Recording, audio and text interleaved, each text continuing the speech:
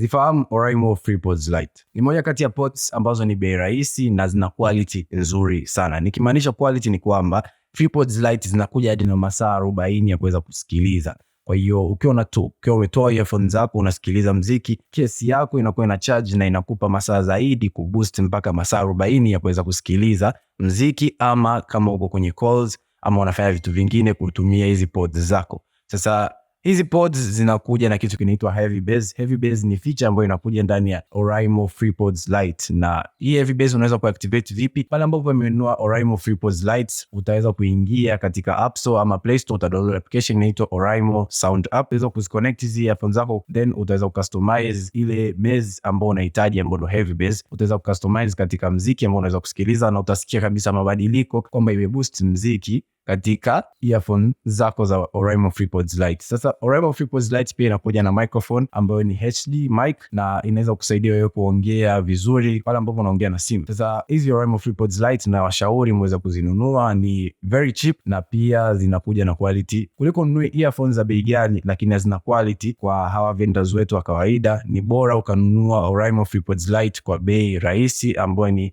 kuanzia $27 mpaka $75 kwa maduka mbalimbali, lakini kwa official stores ni $27 kwa hii bei ya punguzo. Kwa hiyo utapata earphones zako zikiwa na quality kubwa na ni very cheap. Kwa hiyo hizi ndio Oraimo FreePods Lite. Kama umenielewa, usisahau kunifollow, like na kushare kwa marafiki zako na familia. Until the next one, peace out.